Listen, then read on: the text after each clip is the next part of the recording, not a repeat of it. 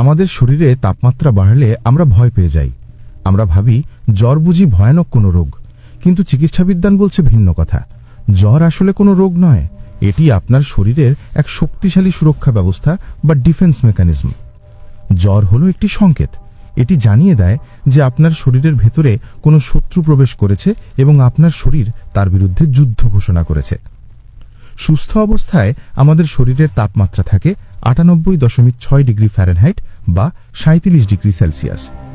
এই তাপমাত্রা নিয়ন্ত্রণ করে মস্তিষ্কের একটি ছোট অংশ, যার নাম হাইপোথ্যালামাস। এটিকে শরীরের থার্মোস্ট্যাট বা এসির রিমোট বলা যেতে পারে। হাইপোথ্যালামাস সবসময় তাপমাত্রা ৩৭ ডিগ্রিতে ফিক্স করে রাখে, যাতে আমাদের এনজাইম এবং কোষগুলো ঠিকঠাক কাজ করতে পারে। কিন্তু যখন কোনো ভাইরাস বা ব্যাকটেরিয়া আমাদের শরীরে প্রবেশ করে, তখন তারা বংশবৃদ্ধি শুরু করে এবং বিষাক্ত পদার্থ ছড়ায়। আমাদের রক্তের পাহারাদার বা শ্বেত রক্তকণিকাগুলো এই শত্রুদের চিনে ফেলে এবং তখনই শুরু হয় আসল লড়াই। শ্বেত রক্তকণিকাগুলো পাইরোজেন নামক এক ধরনের কেমিক্যাল রিলিজ করে। এটি হলো যুদ্ধের সাইরেন বা অ্যালার্ম। এই পাইরোজেন রক্তের মাধ্যমে সোজা মস্তিষ্কের হাইপোথ্যালামাসে পৌঁছে যায় এবং রিপোর্ট করে যে, বস, আমরা আক্রান্ত হয়েছি। এই খবর পাওয়ার সাথে সাথে হাইপোথ্যালামাস প্রোস্টাগ্ল্যান্ডিন নামক এক বিশেষ কেমিক্যাল তৈরি করে। এই কেমিক্যালটি হাইপোথ্যালামাসকে নির্দেশ দেয় শরীরের তাপমাত্রা বাড়িয়ে দিতে। সে তখন সেটিং ৯৮ থেকে বাড়িয়ে ১০১ বা ১০২ করে দেয়। কিন্তু কেন? কারণ ভাইরাস এবং ব্যাকটেরিয়া সাধারণ তাপমাত্রায় খুব দ্রুত বংশবৃদ্ধি করে, কিন্তু উচ্চ তাপমাত্রায় তারা দুর্বল হয়ে পড়ে। এটি শরীরের একটি মাস্টার প্ল্যান। শত্রুকে দুর্বল করার জন্যই শরীর নিজেকে গরম করে তোলে। একেই আমরা জ্বর বলি। এখানে একটি অদ্ভুত ব্যাপার ঘটে। শরীরের তাপমাত্রা বাড়ছে, অথচ জ্বরের শুরুতে আপনার খুব শীত করে এবং কাঁপুনি দেয়। কেন জানেন? কারণ হাইপোথ্যালামাস টার্গেট সেট করেছে ১০২ ডিগ্রি, কিন্তু শরীরের তাপমাত্রা তখনও ৯৮। তাই ব্রেন মনে করে আপনি ঠান্ডায় আছেন। তাপমাত্রা দ্রুত বাড়ানোর জন্য ব্রেন পেশিগুলোকে কাঁপানোর নির্দেশ দেয়। পেশির এই ঘর্ষণের ফলে শরীরে প্রচুর তাপ উৎপন্ন হয়। একই সাথে ত্বকের রক্তনালীগুলো সংকুচিত হয়ে যায়, যাতে শরীরের তাপ বাইরে বেরিয়ে যেতে না পারে। এই জন্যই জ্বরের সময় হাত পা ঠান্ডা মনে হয়।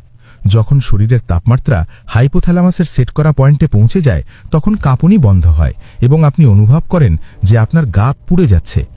এই বাড়তি তাপে শুধু জীবাণুই দুর্বল হয় না, বরং আমাদের ইমিউন সিস্টেম সুপারচার্জড হয়ে যায়। উচ্চ তাপমাত্রায় শ্বেত রক্তকণিকাগুলো রক্তনালীর ভেতর দিয়ে আরও দ্রুত চলাফেরা করতে পারে এবং সংক্রমণের জায়গায় পৌঁছতে পারে। জীবাণুকে খেয়ে ফেলা বা ধ্বংস করার ক্ষমতা জ্বরের সময় কয়েক গুণ বেড়ে যায়। আরেকটি মজার ব্যাপার ঘটে। ব্যাকটেরিয়ার বংশবৃদ্ধির জন্য আয়রন বা লৌহ প্রয়োজন। জ্বরের সময় লিভার শরীর থেকে আয়রন লুকিয়ে ফেলে, যাতে ব্যাকটেরিয়া না পায়। ভাইরাসদের ক্ষেত্রেও একই কথা। উচ্চ তাপমাত্রায় তাদের প্রজনন বা রেপ্লিকেশন এনজাইমগুলো কাজ করা বন্ধ করে দেয়। তাই চিকিৎসকরা বলেন, জ্বর ১০০ বা ১০১ ডিগ্রি ফ্যারেনহাইট পর্যন্ত হলে ওষুধ খেয়ে তা কমানোর চেষ্টা না করাই ভালো, কারণ এটি আপনার শরীরকে জীবাণুর বিরুদ্ধে যুদ্ধ করতে সাহায্য করছে। জ্বর কমিয়ে দিলে আপনি আসলে শত্রুরই সুবিধা করে দিচ্ছেন। যখন ইমিউন সিস্টেম যুদ্ধে জিতে যায় এবং জীবাণুর সংখ্যা কমে আসে, তখন পাইরোজেন রিলিজ হওয়া বন্ধ হয়ে যায়। হাইপোথ্যালামাস বুঝতে পারে বিপদ কেটে গেছে। তখন সে শরীরের থার্মোস্ট্যাট আবার স্বাভাবিক ৩৭ ডিগ্রিতে নামিয়ে আনে। এখন শরীরকে দ্রুত ঠান্ডা করতে হবে, তাই ব্রেন ঘামানোর নির্দেশ দেয়। একে আমরা বলি জ্বর ছাড়া। রক্তনালীগুলো প্রসারিত হয় এবং শরীর থেকে তাপ বেরিয়ে যায়। ঘাম দিয়ে জ্বর ছাড়া মানে হলো যুদ্ধ শেষ, আমরা জিতেছি। তবে সব জ্বরই কিন্তু ভালো নয়। তাপমাত্রা যদি ১০৪ বা ১০৫ ডিগ্রির উপরে চলে যায়, তখন তা বিপজ্জনক হতে পারে। অতিরিক্ত তাপে আমাদের শরীরের নিজস্ব প্রোটিন এবং এনজাইমগুলো নষ্ট হয়ে যেতে পারে, অনেকটা ডিম সেদ্ধ হয়ে শক্ত হয়ে যাওয়ার মতো। একে বলা হয় হাইপারপাইরেক্সিয়া। এটি মস্তিষ্কের স্থায়ী ক্ষতি করতে পারে এবং খিঁচুনি বা সিজার তৈরি করতে পারে। ঠিক তখনই প্যারাসিটামল জাতীয় ওষুধের প্রয়োজন হয়। এই ওষুধগুলো হাইপোথ্যালামাসকে সিগন্যাল পাঠানো বন্ধ করে দেয়। জ্বরের সময় আরেকটি গুরুত্বপূর্ণ বিষয় হলো পানি। শরীরের তাপমাত্রা বাড়লে প্রচুর পানি বাষ্প হয়ে বেরিয়ে যায়। তাই জ্বরের রোগীকে প্রচুর পানি, ডাবের পানি বা স্যুপ খাওয়াতে হয়, যাতে ডিহাইড্রেশন না হয়। জ্বরের সময় কেন এত দুর্বল লাগে? কারণ শরীর তার সমস্ত শক্তি জীবাণুর বিরুদ্ধে যুদ্ধে লাগিয়ে দেয়। পেশি বা অন্য কাজের জন্য শক্তি অবশিষ্ট থাকে না। তাই জ্বরের সময় বিশ্রাম নেওয়া সবচেয়ে জরুরি। আপনি যত বিশ্রাম নেবেন, আপনার শরীর তত তাড়াতাড়ি সুস্থ হবে। জ্বরের ধরন দেখে ডাক্তাররা রোগ নির্ণয় করেন। ডেঙ্গু, ম্যালেরিয়া বা টাইফয়েডের জ্বরের প্যাটার্ন আলাদা আলাদা হয়।